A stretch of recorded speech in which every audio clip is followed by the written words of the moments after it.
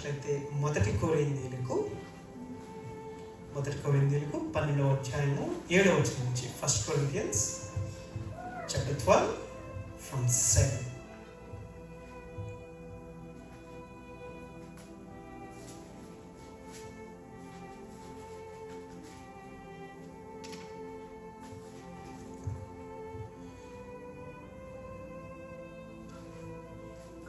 అందరి ప్రయోజనము కొరకు ప్రతి వానికి ఆత్మ ప్రత్యక్షత అనుగ్రహింపబడుచున్నది. Yes.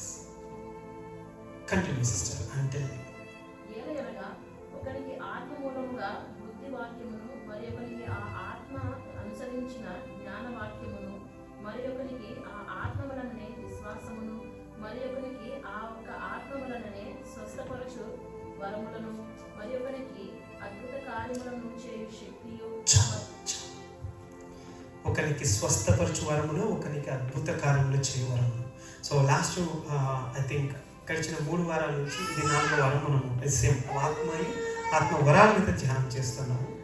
మొట్టమొదటి వరము బుద్ధివాక్యము, జ్ఞానవాక్యము. బుద్ధివాక్యం అంటే ప్రతి ఒక్కరి జీవితాల్లో కూడా అనేక రకమైనటువంటి ఇష్యూస్ జరుగుతూ ఉంటాయి. ఆన్ సర్ఫేస్ లెవెల్ మనం ఒకటి చూస్తాం, కానీ దాని గురించినటువంటి గూఢమైన భావాలను ఆత్మ తానే మనకు బయలుపరుస్తుంది. అది బుద్ధివాక్యం. జ్ఞానవాక్యము మనం ఉన్న ఇబ్బందుల నుంచి మనం దేవుని జ్ఞానాన్ని పొందుకొని ఎలా బయటికి రావాలి, అది ఆత్మే మనకి జ్ఞానం ఇస్తాడు, జ్ఞానవాక్యం. అండ్ విశ్వాసం అనే వరము, దేవుడు మనందరి పట్ల గొప్ప గొప్ప కార్యాలు కలిగి ఉన్నాడు. అవి పొందుకోవాలంటే మన బలం చేత కాదు, దేవుడిచ్చేటువంటి విశ్వాసం. దేవుడే మనకి విశ్వాసాన్ని వరంగా ఇస్తాడు.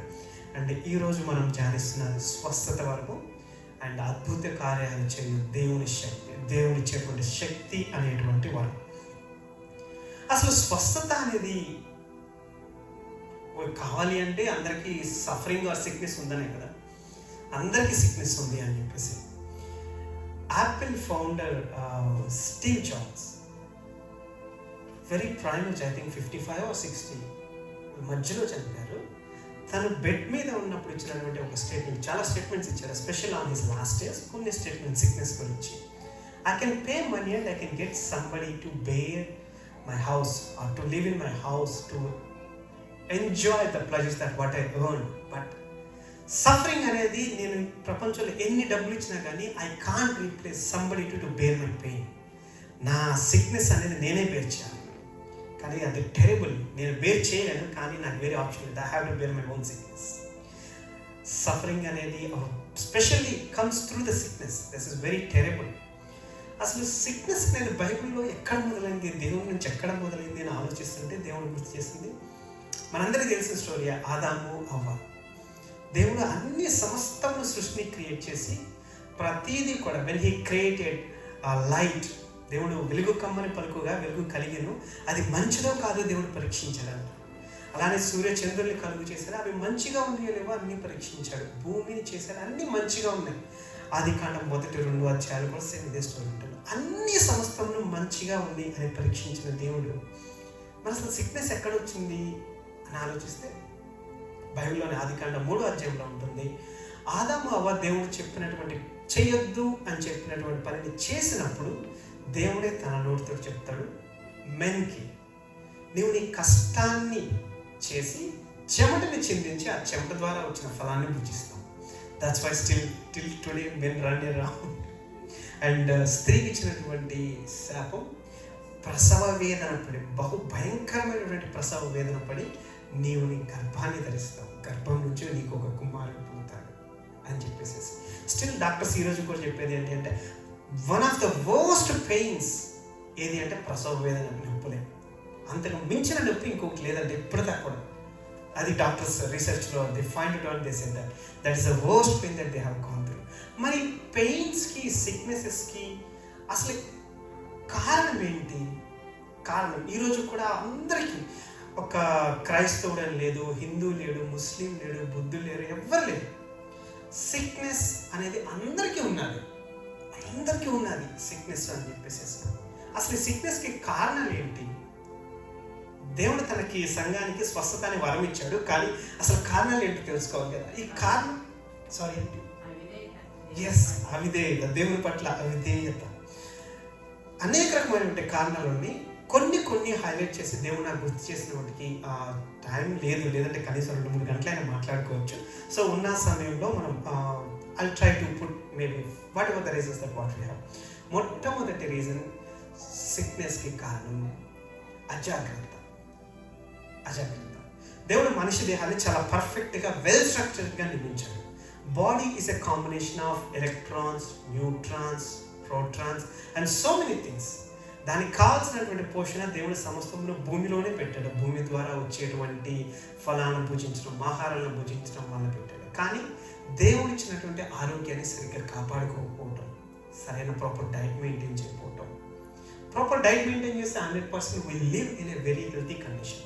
That is a promise that God gave to us. You will be live healthy life. That is a promise.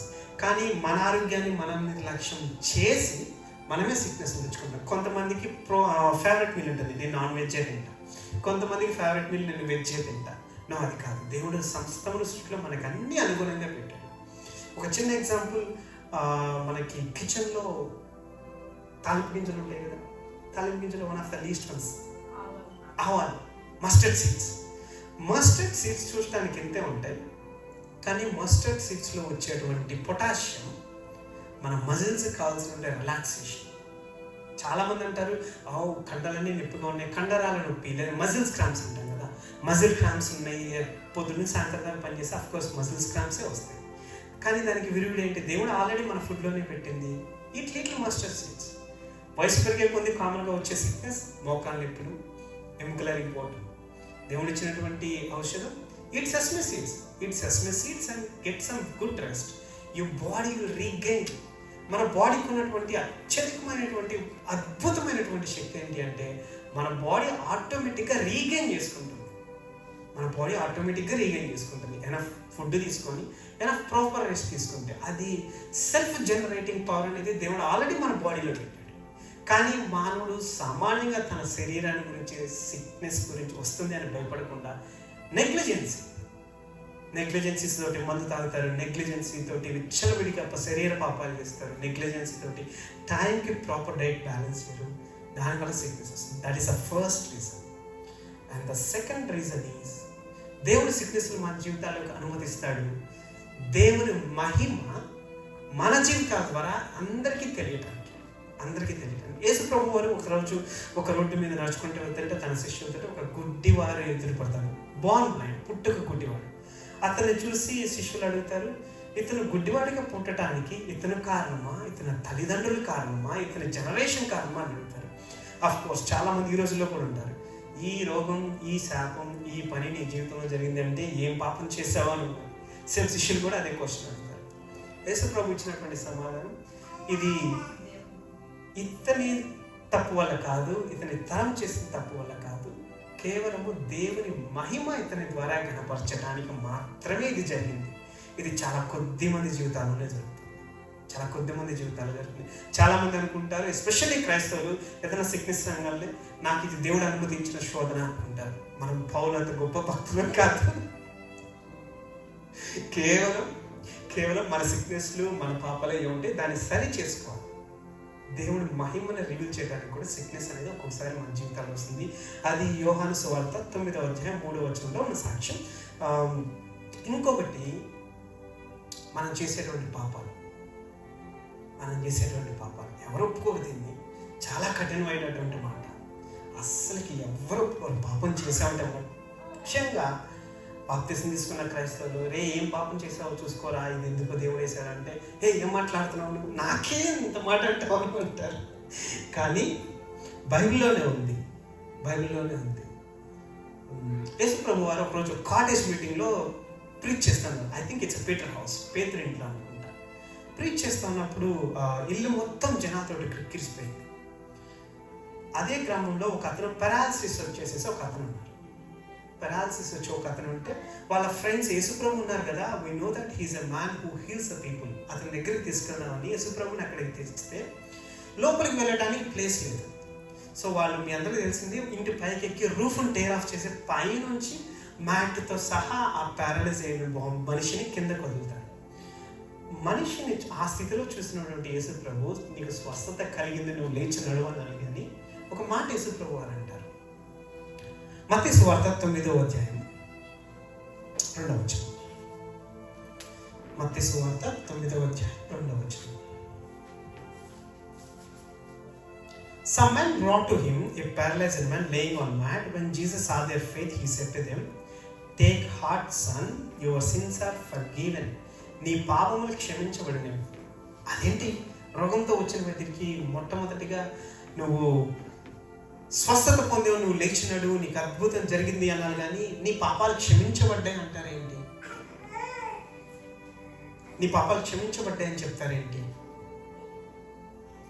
ఇంకొక అతను, సిన్స్ మీకు బైబిల్ చేతిలో ఉంది కాబట్టి యోహాను సువార్త కూడా టర్న్ అవుతుంది. యోహాను సువార్త 5వ అధ్యాయం 14వ వచనం. యోహాను సువార్త 5వ అధ్యాయం 14వ వచనం. యోహాను సువార్త 5వ అధ్యాయం 14వ వచనం. 38 సంవత్సరాల పాటు ఒక వ్యక్తి పారాలిసిస్ తోటి పూల్ ఆఫ్ బెతెస్దా, ఎస్,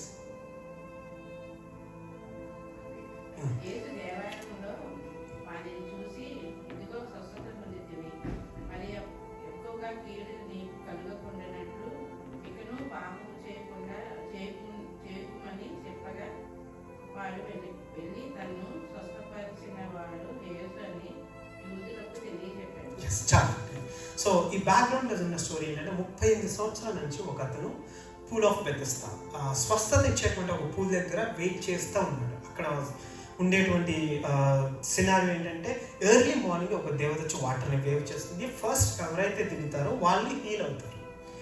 కానీ ఇతను 38 సంవత్సరాల నుంచి అక్కడే పడి ఉన్నాడు, కానీ ఒక్కళ్ళు కూడా ఇతనికి హెల్ప్ చేయలేదు. అంటే ఎటువంటి వ్యక్తో మనకి ఒకసారి అది ఆలోచిస్తేనే చాలా భయం వేస్తుంది. 38 సంవత్సరాలు అంటే right no I'm at the age of 34-35. నాకు మించినటువంటి వ్యక్తి అంటే నా జీవితం మొత్తం కలిపినా కూడా అంతకు మించి అతను ఒకే స్థితిలో పడి ఉన్నాడు, కానీ ఒక్కళ్ళు కూడా అతనికి హెల్ప్ చేయలేదంట. అతను ఆలోచించండి ఎంత హీనమైన పరిస్థితుల్లో ఉన్నాడు. అటువంటి స్థితిలో ఉన్నప్పుడు ఆ వ్యక్తి దగ్గరికి యేసు ప్రభువారు వచ్చి డైరెక్ట్గా హీల్ చేయలేదు, కానీ స్వస్థత పొందగోరుచున్నావా అని అడిగాడు. అతను నాకు ఎస్ ఆర్ నో చెప్పాలి, కానీ నాకు ఎవరు హెల్ప్ చేయట్లేదు, నాకు అది లేదు ఇది లేదు. అప్పటికి కూడా యేసు ప్రభు కూడా సాకు చెబుతున్నాడు. అతనికి యేసు ప్రభు వారు ఇచ్చినటువంటి మాట, నువ్వు లేచి నీకు పరిపెత్తుకొని నడువు అని చెప్పారు. సో అక్కడితో ఆ సీన్ అయిపోతుంది. యేసు ప్రభు వారి దారిని యేసు ప్రభు గారు వెళ్తారు, అండ్ ఆ రోగి తన దారిని తను వెళ్తారు. ఒకానొక రోజు యేసు ప్రభు తనను మరలా టెంపుల్లో ఫైండ్ వచ్చి గుర్తించినప్పుడు ఆ మాట పలుకుతారు. ఒకసారి మరలా చదువుతారా? యోహాను సువార్త 5:14.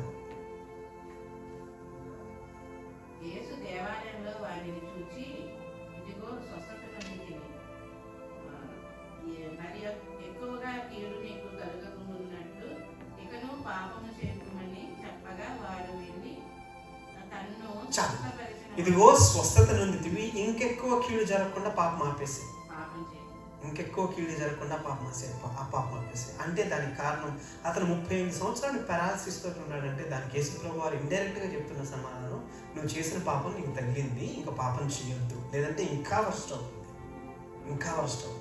అది బైబిల్లోనే కాదు, ఈ రోజు కూడా యేసు ప్రభు పరమాలు చెప్తారు, శరీర పాపం చేయొద్దు, ఇతరుల అన్యాయం చేయొద్దు, నీ పాపాలు నీకు చుట్టుకుంటే అని చెప్పేసి.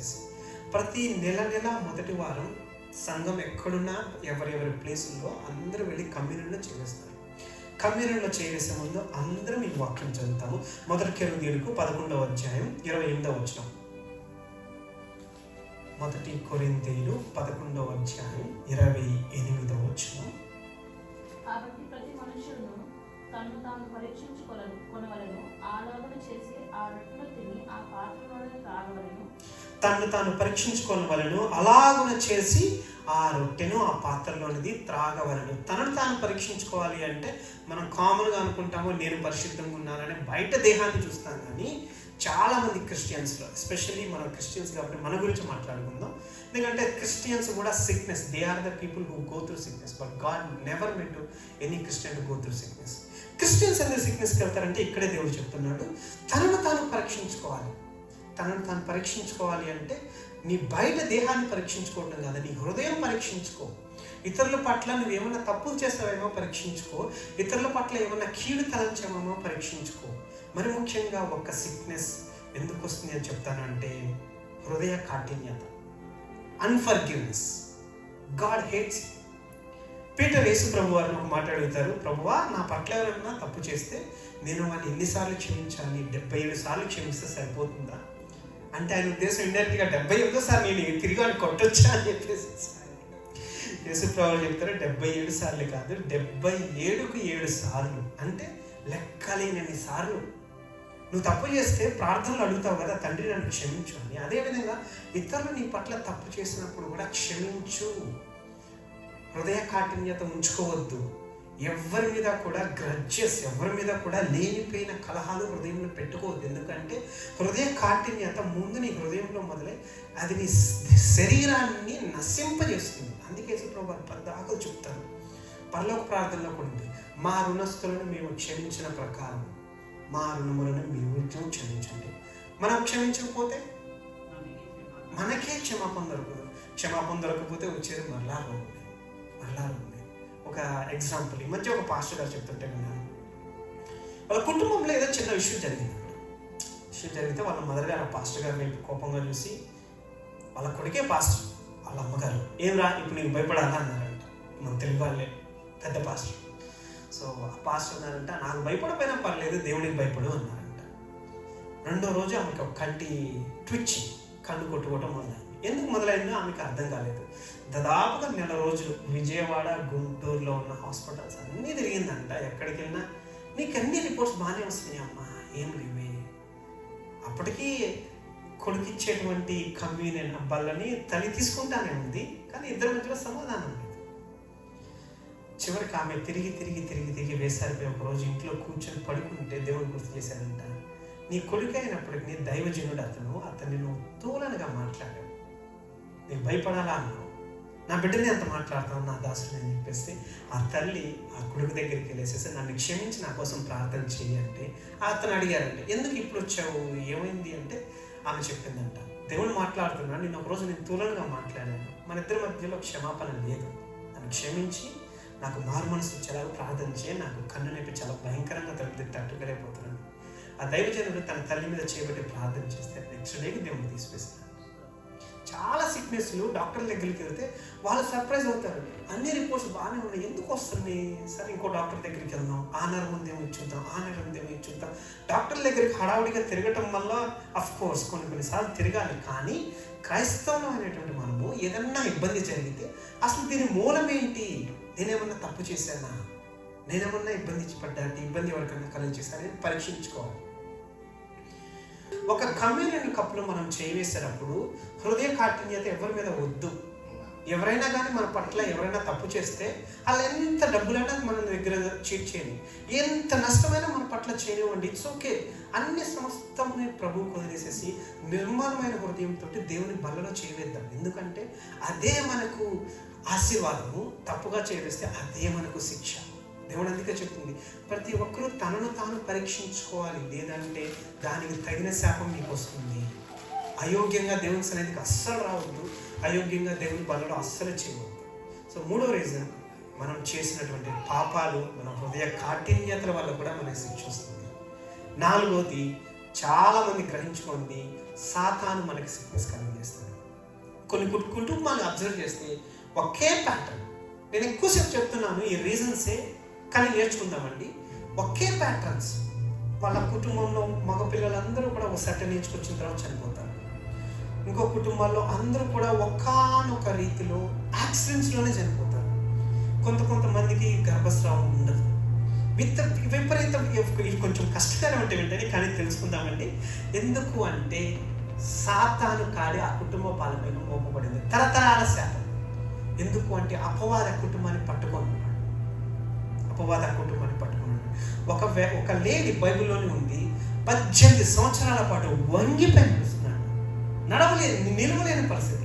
18 సంవత్సరాల అదే పరిస్థితుల్లో ఆమె చర్చికి వస్తుంది పోతుంది, కానీ ఆమె పరిస్థితి ఎప్పుడు వంగిపోయే ఉంటుంది. ఎవరు బాధిస్తున్నారామని యేసు ప్రభు వారు ఒకరోజు ఆమెను చూసి దైవ గెట్అవుట్ అంటే అప్పుడు ఆమె స్ట్రైట్గా ఉంచు. సాతాను చర్చకు వస్తుంది పోతుంది, కానీ ఆమె సాతాను చేత బాధింపబడుతుంది. యేసు ప్రభు వారు అనేక రకమైన డెలివరెన్స్ చేసినట్లుగా 4 సువార్తల్లో ఉంది. 4 సువార్తల్లో కూడా చాలాసార్లు దయ్యం డెలివరీ అయిన తర్వాత మనుషులు చూడటం, దయ్యం డెలివరీ అయిన తర్వాత మనుషులు మాట్లాడటం. There are so many sicknesses caused by the devil operations. 4 రకాలైనటువంటి మెయిన్ రీజన్స్. మొట్టమొదటిది మన నెగ్లిజెన్సీ వల్ల మనకి రోగం వస్తుంది. రెండోది దేవుడు తన మహిమను మన ఎదురు కనబరుచుకోవటానికి కొన్ని లీస్ట్ సందర్భాల్లో కొంతమందికి దేవుడు అనుమతిస్తాడు. దేవుడు కొన్నిసార్లు రోగాన్ని, కష్టాన్ని అనుమతిస్తాడు. మూడోది మన తప్పిదాలు, మన హృదయ కాఠిన్యత, మనం ఏమన్నా చేసామో సరి చేసుకుంటాం, దానివల్ల సిక్నెస్ వస్తుంది. నాలుగోది సాతాను మోపేటువంటి కాడి వల్ల కూడా సిక్నెస్ వస్తుంది. మరి సిక్నెస్లు ఇంత ఉన్నాయి, ఎటు చూసినా కూడా హాస్పిటల్స్. ఈ కెనడా కంట్రీలో హాస్పిటల్కి వెళ్ళాలంటే చాలా భయం. జస్ట్ డాక్టర్ దగ్గర టైనాల్ టాబ్లెట్ తీసుకుందామంటే దాదాపుగా హాఫ్ డే వేస్ట్ చేయాలి. అది కూడా గ్యారంటీ లేదు. వెయిటింగ్ టైం చూసుకొని వెళ్ళాలి, టోకెన్ తీసుకొని 4 గంటల తర్వాత వద్దామని, అంత భయంకరమైనటువంటి సీజన్స్. మరి సిక్నెస్లకి దేవుడు చేసినటువంటి విరుగుడు ఏంటి? అదే తన సంఘాన్ని సిక్నెస్ తోటి బాధపడటం అనేది దేవునికి ఇష్టం లేదు. ఆ సిక్నెస్ని తీసివేయడానికి దేవుడు ఇచ్చినటువంటి అద్భుతమైనటువంటి 3 వరములు. అత్యధికమైనటువంటి విశ్వాసం, లాస్ట్ వీక్ మాట్లాడారు. రెండోది స్వస్థత వరం. మూడోది దైవశక్తి. స్వస్థత వరము ఈరోజు మీకుందంటే మీరు నమ్ముతారు? చాలా కష్టం. అండ్ ఈ స్వస్థత వరం ఎవరికన్నా ఉంది అంటే ఆ పాస్టర్ కానీ, ఇవాంజలిస్ట్ కానీ ఎక్కడ ఉంటే అక్కడికి వెళ్తాం. కానీ స్వస్థత వరం మీకుంది. స్వస్థత వరం సంఘానికి ఉంది. సంఘం అంటే ఒక బిల్డింగ్ కాదు, సంఘం అంటే ఒక 1000 మంది ఉండే సంఘం కాదు. మీరు ఒక సంఘం, సజీవ సంఘం మీరు, సజీవ సంఘం నేను. తన సంఘానికి దేవుడు స్వస్థత, దైవశక్తి అనేటువంటి వరాన్ని తను అనుగ్రహించారు. అఫ్కోర్స్ కొంతమంది ప్రేయర్ చేస్తే ఎటువంటి ఇబ్బంది లేకుండా మనుషులు అద్భుతంగా గెలుస్తారు, అద్భుతంగా హీల్ అవుతారు, అద్భుతంగా చనిపోయిన వాళ్ళు కూడా ఒక్కొక్కసారి తిరిగి బ్రతికించబడతారు. మరి మా జీవితాలు అలాంటి ఏం జరగలేదు, మాకు ప్రార్థన చేయాలంటే మేము కష్టంగా ఉంది అనుకుంటాం. దానికే యేసు ప్రభు వారు చెప్తున్నది, వరం ఒక్కొక్కసారి పని చేయకపోవచ్చు, కానీ దేవుని వాక్యము ఎప్పుడు కూడా పనిచేస్తుంది. Kenneth E.W. హేగన్ అని చెప్పేసి ఒక గొప్ప ఇవాంజలిస్ట్, చాలా పెద్ద దైవజనుడు, అమెరికాలో ఉంటాడు. ఒకరోజు తను ఎయిర్పోర్ట్లో ఉన్నాడు, దేవుని స్వరం మాట్లాడుతుంది. అక్కడ ఎయిర్పోర్ట్లో ఆ చివరిలో ఒక గ్రూప్ ఉన్నారు, అందులో 5 సిక్నెస్ తోటి ఉన్నారు. సిక్నెస్ అంటే ఏదో జ్వరమో తలకాయ నొప్పి వచ్చిన వాళ్ళు కాదు, క్రిపుల్ పీపుల్, క్యాన్సర్ తోటి సఫర్ అవుతుంది వాళ్ళు. సో వాళ్ళకి వెళ్ళి ప్రేయర్ చేయని చెప్పేసి దేవుని ఆత్మ ప్రేరేపిస్తుంది. సో సరే, వాట్స్ రాంగ్, వెళ్ళి మాట్లాడదాం, సిక్నెస్ ఉంటే ప్రేయర్ చేద్దామని చెప్పేసి ఈవెంట్. సో అక్కడికి వెళ్ళి అతనితో మాట్లాడుతూ ఉంటే అతను ఫైండ్ అవుట్ చేసింది 5 ఇబ్బంది పడుతూ ఉన్నారు రోగంతో. తను ప్రేయర్ చేస్తే 5 3 హీల్ అయ్యారు, 2 హీల్ అవ్వలేదు అని చెప్పేసి అంతే అనుకొద్దామా? మరి దేవుని ప్రేమ కలిగినోడు అంతే రాడు కదా. తను ఆ టైంలో తను చేసిన పని ఏంటంటే వాళ్ళిద్దరిని కూర్చోబెట్టి హీల్ అవ్వని వాళ్ళని ఇతను కూడా కూర్చొని దేవుని వాక్యాన్ని ఎక్స్ప్లెయిన్ చేయడం మొదలుపెట్టాడు. ఏంటి దేవుని వాక్యం?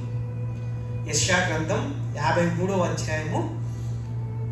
మీకు సమయం అనుకూలిస్తే ఇంటికాడ ఒకసారి 53వ అధ్యాయం మొత్తం చదవండి. దేవుడు మనకి అద్భుతమైన హీలింగ్ సింబల్ ఇచ్చారు. 53వ అధ్యాయం 4 నుంచి ఎవరైనా చదువుతారు? 4, 5. యెషయా గ్రంథం 53వ అధ్యాయం 4, 5.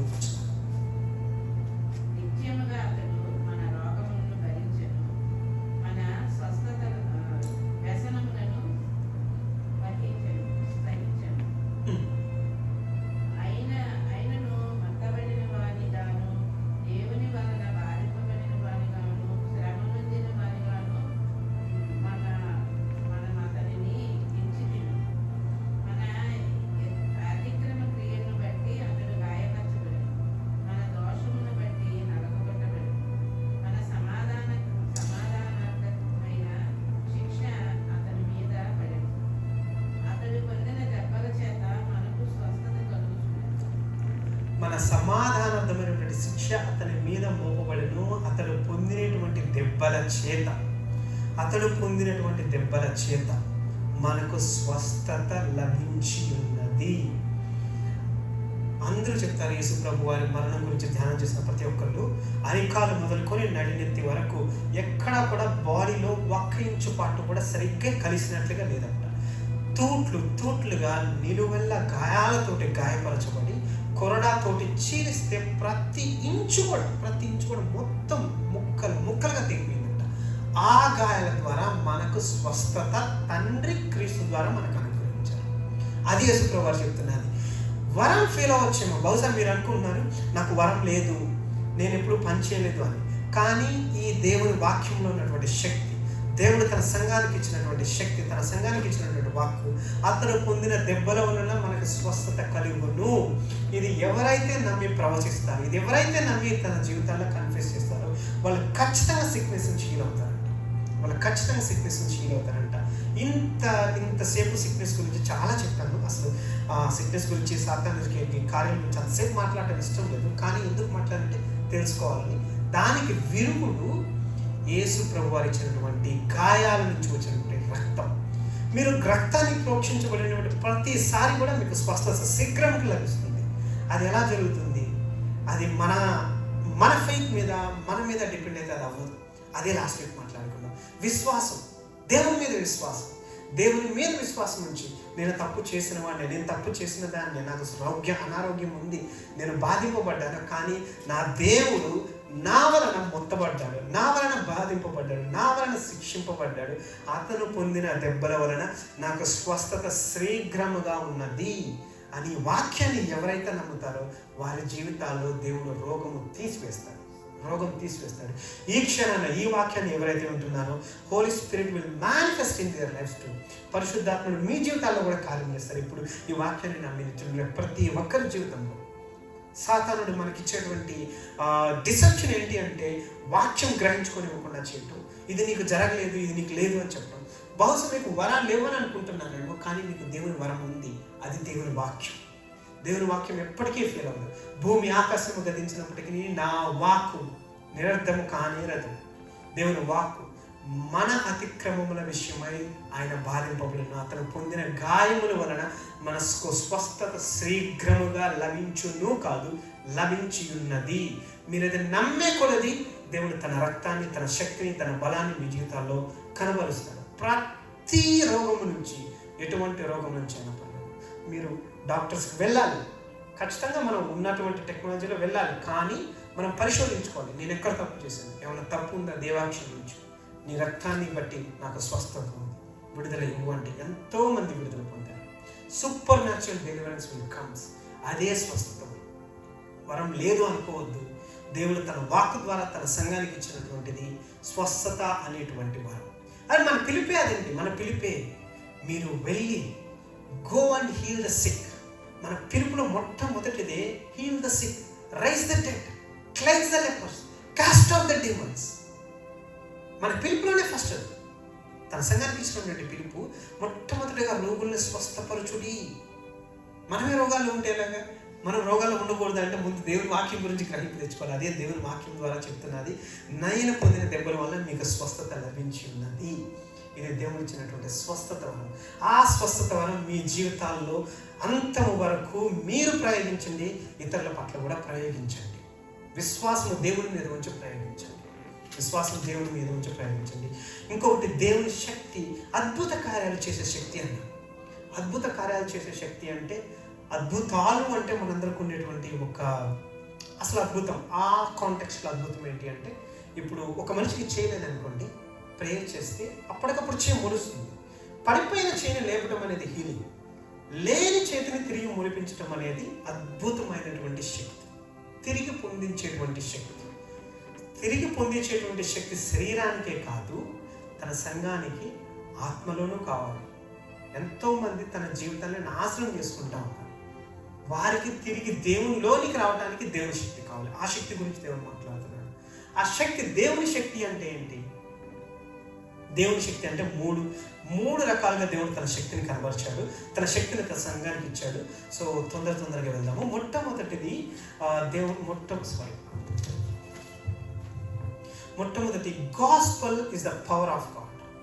Gospel, it is the power of God. So మీ చేతుల్లో బైబిల్ ఉన్నట్లయితే రోమన్స్ చాప్టర్ 1, రోమీయులకు 1:16. రోమీయులకు 1:16.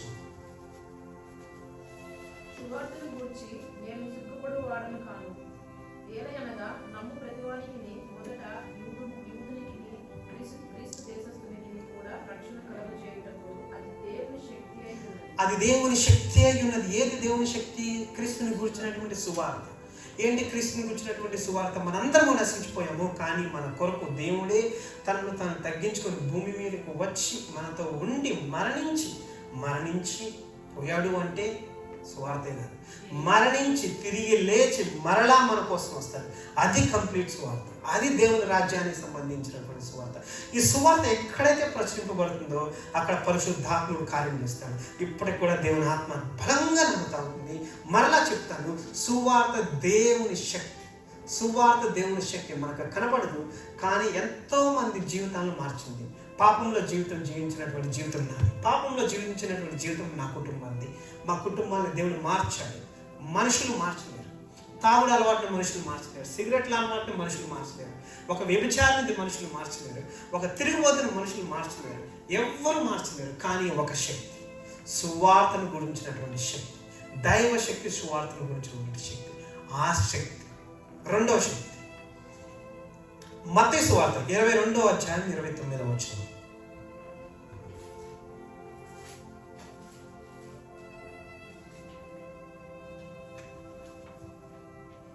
అందుకు యేసు లేఖనములను గాని దేవుని శక్తిని గాని ఎరుగక మీరు పొరపడుచున్నారు. లేఖనములను కానీ దేవుని శక్తిని కానీ, దాని ఉద్దేశం ఏంటంటే లేఖనము. చాలా మంది అంటారు ఇదేదో నల్లటేసుకొని నల్ల పుస్తకాలు వేసుకొని తిరుగుతాను అంటారు. లేఖనములో శక్తి ఉంది. మనం చదివేటప్పుడు దీన్ని గ్రహించుకోం, కానీ ఎంతోమంది లేఖనాలు చదువుతాయి లేదు. ఎంతోమంది లేఖనాలు చదివి ప్రొక్లామ్ చేయటం ద్వారా మృతించిన వారు తిరిగి బయటకు వచ్చారు. లేఖనాలు చదవటం ద్వారా తాము బంధించబడినటువంటి బంధకాల నుంచి బయటకు వచ్చారు. దేవుని శక్తి, లేఖనాలకు ఉన్నటువంటి శక్తి. Word will never fail. ఇందాక కూడా స్వస్థత వరంలో కూడా అదే మాట్లాడాను. దేవుని వరము లేఖనాల్లో ఉన్నటువంటి శక్తి. ఇది ఎప్పటికీ తొలగిపోదు. భూమి ఆకాశం గతించిన లేఖనముకు ఉన్నటువంటి దేవుని శక్తి తొలగిపోదు. మనం గ్రహించుకోగానే నిద్రమత్తులు లేచి అలా చూస్తాం. ఇది శక్తి. ఇది చదివిన ప్రతిసారి దేవుని శక్తి మనలోకి వస్తుంది. ఆ శక్తి దేవుని శక్తి. మూడో శక్తి, మీరు పరిశుద్ధాత్మను పొందుకున్నప్పుడు మీరు శక్తి నొందెదరు. మీరు పరిశుద్ధాత్మను పొందుకున్నప్పుడు మీరు శక్తి నొందెదరు. అపోస్తుల కార్యంలో 1:8. You shall receive power when you receive the Holy Spirit. అపోస్తుల కార్యంలో 1:8. ఎవరైనా చదువుతారండి? ఆయనను పరిశుద్ధాత్మ మీ మీదకి వచ్చినప్పుడు మీరు శక్తి నొందెదరు. ఆయనను పరిశుద్ధాత్ముడు మీ మీదకి వచ్చినప్పుడు మీరు శక్తి నొందెదరు. ఎప్పుడంట? పరిశుద్ధాత్ముడు మీ మీదకి వచ్చినప్పుడు. ఇది మూడవ శక్తి.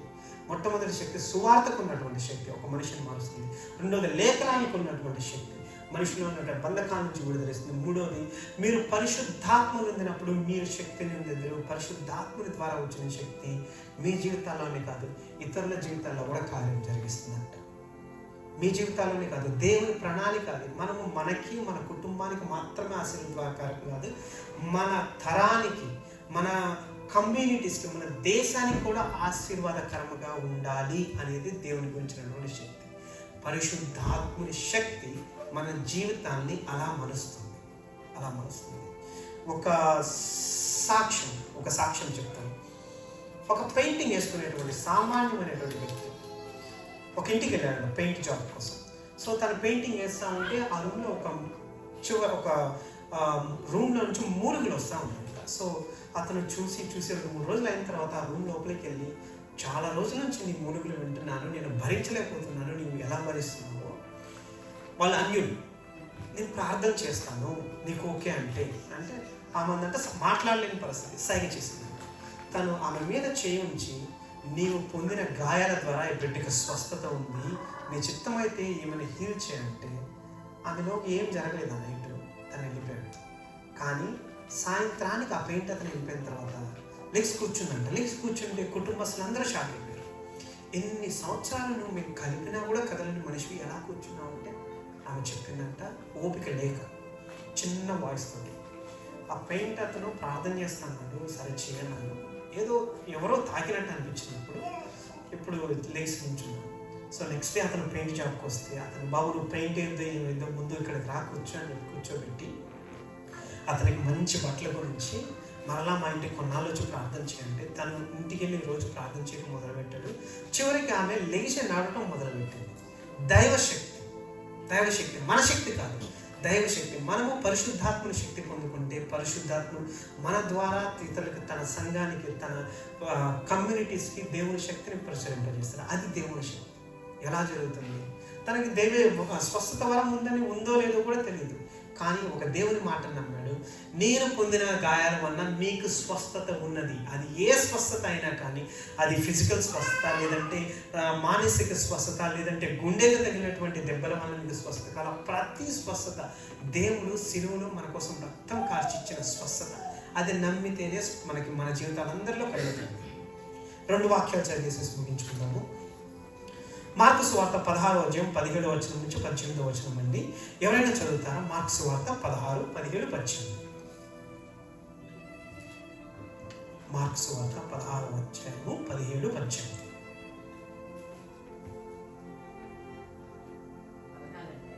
పదహారవ అధ్యాయం 17, 18.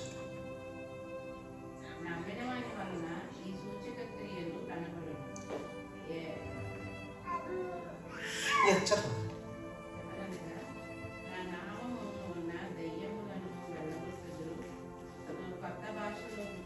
భాషలు మాట్లాడుదురు, మామూలు ఎత్తిపట్టుకుందురు, మరణకరమైన ఏదైనా తాగినను వానికి హాని చేయదు.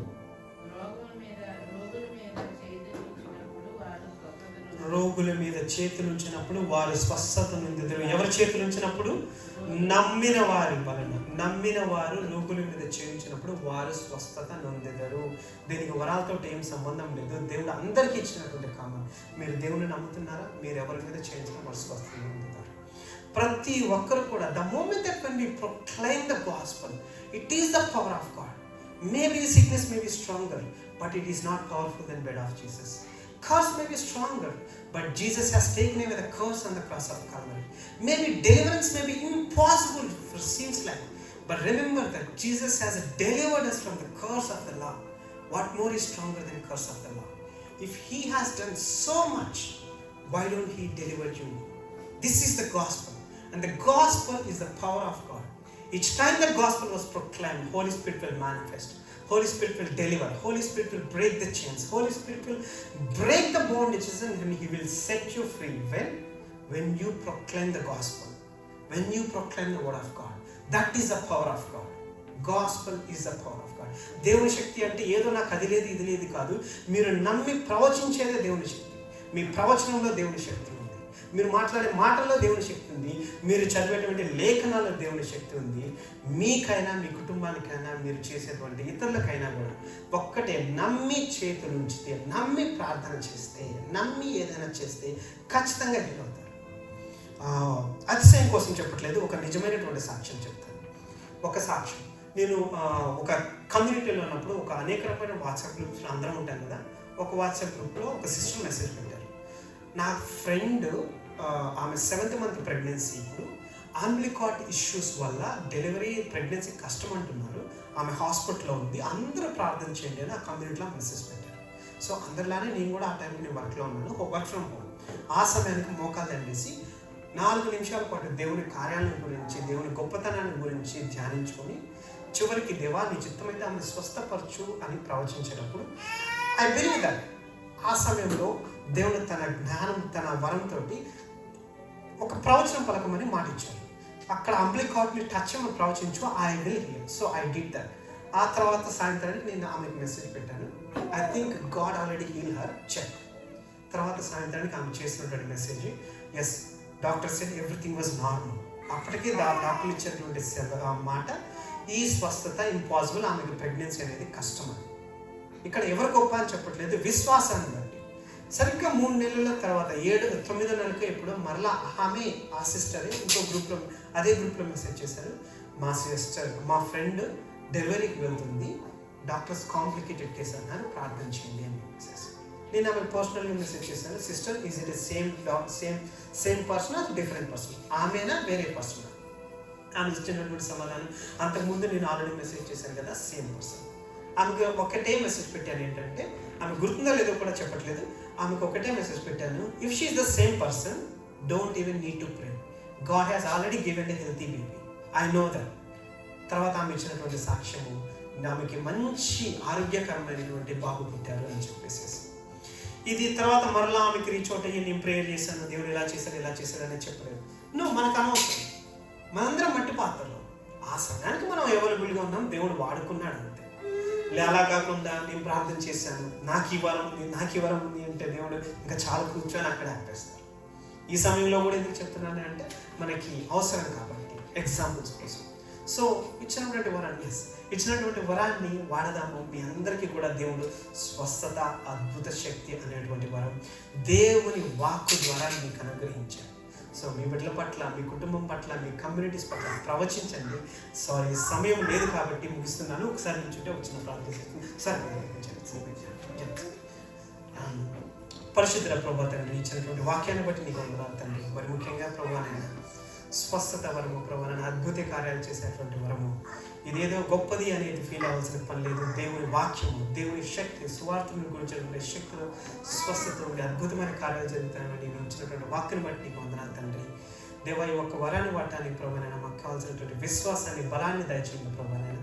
నీ యొక్క సంఘాన్ని ప్రభానైనా ఇందాక మొట్టమొదటిసారిగా పాడినటువంటి వాక్కుతో, పాటలో ప్రభానైనా ఫలములతోటి, వరములతోటి నీకై బ్రతకాలని, అటువంటి కృపను మా అందరికీ దయచేయమని వేడుకుంటున్నాం తండ్రి. ఇచ్చినటువంటి చిన్న బిడ్డలను దీవించండి, ఇచ్చినటువంటి సంఘ కుటుంబాన్ని దీవించండి ప్రభానైనా.